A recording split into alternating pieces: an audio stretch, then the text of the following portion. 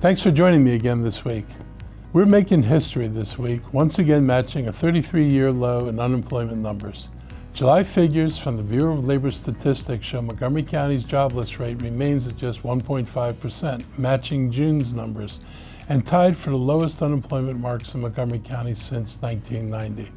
This is the first time we've ever held an unemployment rate this low for 2 straight months. This record low occurred even as nationwide unemployment rates rose slightly from 3.5 to 3.8%.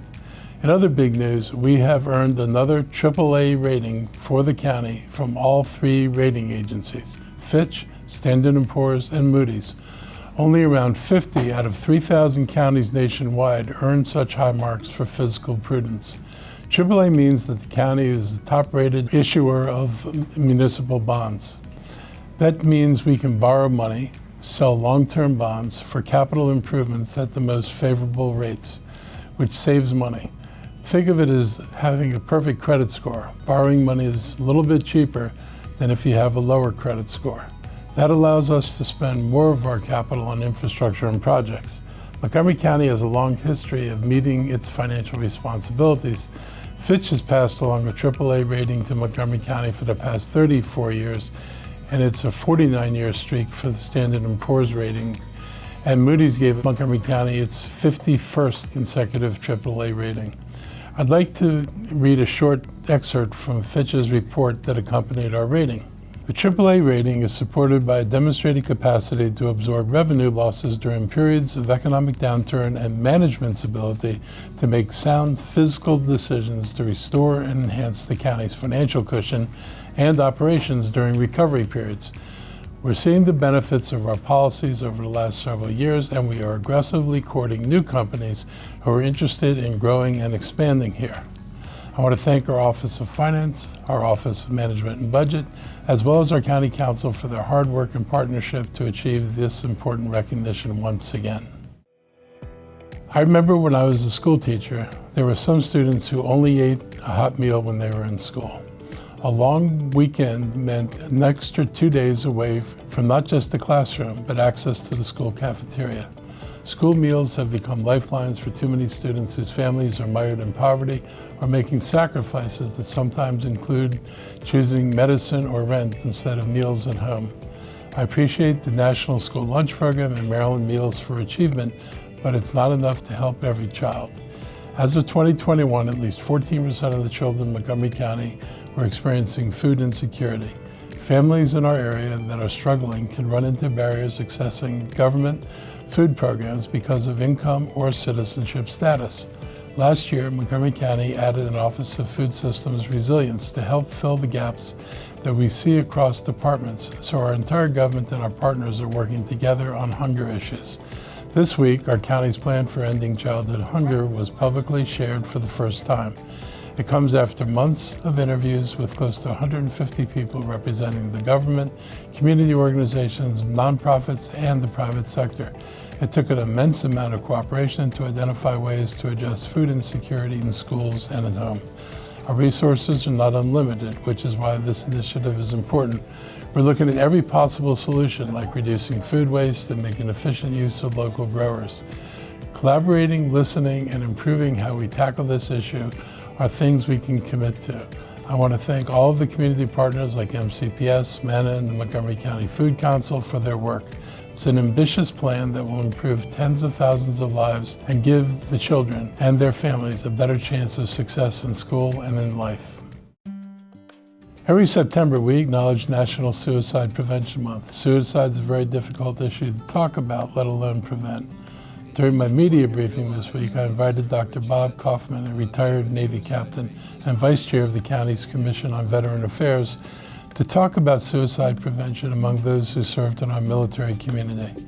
Veterans have traditionally seen twice the national average of suicide compared to the general population. For the first time since 2006, the average number of vets lost to suicide every year dropped from 22 to 17. Additional mental health care has likely contributed to those improved numbers. Dr. Kaufman shared with us examples of new research and studies that include the use of psychedelics that are helping people and veterans with PTSD and depression. I encourage anyone who knows of a veteran or who is a veteran struggling with PTSD, depression, or any other mental illness to reach out to our Veterans Commission as well as our Health and Human Services Department for help. Last summer, a nationwide suicide prevention crisis line, 988, was launched to make it easier for people to remember the 3-digit number and call for help. It provides a direct connection to support for anyone experiencing mental health crisis, having thoughts of suicide, or worried about something or someone who may need crisis support. The county's local 988 call line is run by EveryMind, is accessible 24 hours a day, and is available for English and Spanish speakers. In the years since 988 was launched, over 300 Montgomery County residents have called in for help. Trained staff are ready to take phone calls or text with someone who needs support. Montgomery County families have an additional tool to help to prevent suicide. The county, along with our partners at EveryMind and MCPS, created the BeTheOne.org website in 2017. The website takes users through a series of 5 steps meant to help identify someone who may be struggling with fear and embarrassment. First, ask. Second, keep them safe. Third, be there. Fourth, help them connect. And fifth, follow up. Many times, those on the verge of taking their own lives won't reach out for help and tend to isolate themselves. That's why it's important to take extra steps to identify warning signs and be blunt with questions like, are you thinking about killing yourself? How much are you drinking or using drugs now? The answers may be hard to hear, but they could be another important factor in saving lives. September is African Heritage Month. On Monday, we held an event to proclaim and celebrate African Heritage Month. Our African diaspora is very diverse and can't be viewed or engaged with homogeneously. This community consists of 54 different African countries, along with many different tribes, sects within those countries. And out of all the county's immigrant groups, our African immigrant community consists of the most ethnicities, languages, religions, and diversities of culture. This is one of the fastest growing immigrant communities in Montgomery County and in the state of Maryland. I was pleased to announce that through a county grant, we were able to host Panafest in Silver Spring on September 23rd. This is an incredible event that draws thousands from around our region to celebrate in Montgomery County. This is a great festival that I look forward to attending to again. And it's also good news for our local businesses. I encourage everyone to join us in celebrating the cultures these communities represent during African Heritage Month and appreciating their contributions to Montgomery County. This week begins our fall festival season. The annual Silver Spring Jazz Festival is on Saturday. The festival, which will start at 3 p.m. at Veterans Plaza, will feature performers with various types of traditional and multicultural jazz sounds. For 18 years, the festival has attracted world-renowned artists as well as tens of thousands of jazz aficionados and music lovers to downtown Silver Spring. This year, we expect big crowds and a lot of excitement for legendary jazz vocalist Dee Dee Bridgewater, the festival's headlining act. If, like me, you're a fan of jazz and enjoy the eclectic and diverse people, cultures, and cuisines of Silver Spring Arts and Entertainment District, you will not want to miss this year's Silver Spring Jazz Festival. And on Sunday, Salvadoran culture will be on display at Montgomery County Fairgrounds for the Festival Salvadoreño. This annual celebration draws thousands of people to honor El Salvador's Independence Day, which is September 15th, the first day of Hispanic Heritage Month.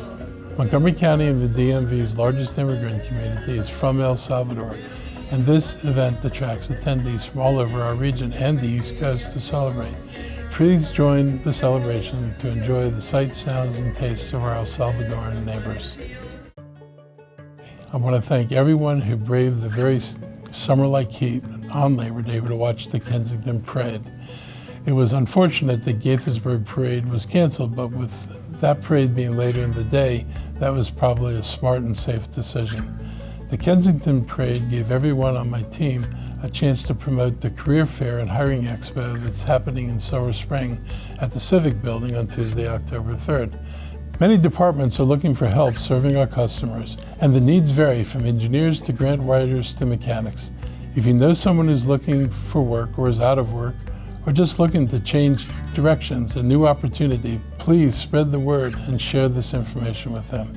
This Labor Day also gave me another opportunity to thank the men and women behind our local labor unions. Unions make our county and the country better. Unions grew out of decades-long struggles on issues like the exploitation of the workforce, the dismal wages, brutal working conditions, child labor, trying to win the 40-hour work week, win paid vacations, and win sick leaves.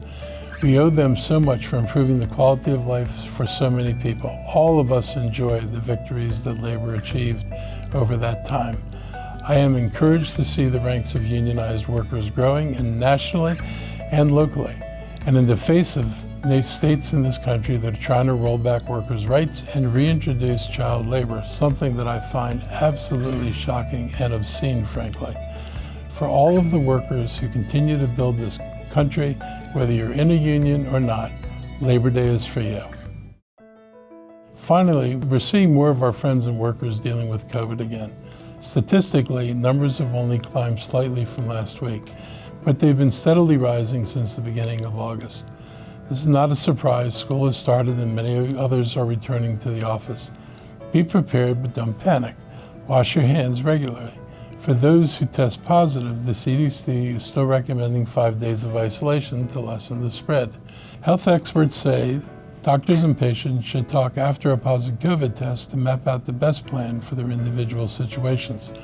Older adults and those who are vulnerable may be told to go on the drug Paxlovid to help lessen symptoms and the duration of the virus.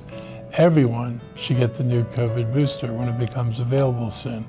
And I mean everyone. You have to remember that your previous booster's efficacy is wearing out. And when it wears out, you're not going to have the protections that have kept you safe over the last year. So there's coming a point when everybody needs to get their boosters again, and the latest boosters are actually designed to treat the later variants of this virus. Also, carry a mask in case you need one, such as in an enclosed space where you're with a lot of people. It's for your own protection and prevent others from catching it from you if you have it, but you aren't showing symptoms. And I know lots of people who didn't have symptoms for several days before they actually realized they were sick. So far, our hospitalization rates are not concerning. We're not seeing big impacts on the hospitals, ICUs, or on death rates. The virus is spreading, but not causing many serious illnesses. Our community health status remains low, but we need to be aware, as always, that this is an ever-morphing virus that continues to mutate and continues to pose health risks.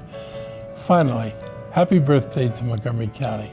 It's been 247 years since the Maryland State Legislature created Montgomery County. There's a lot to celebrate and be proud of since the railroad tracks were laid down and Montgomery County became a community. That's our wrap for today. I hope you have a great week, and I will see you again next week.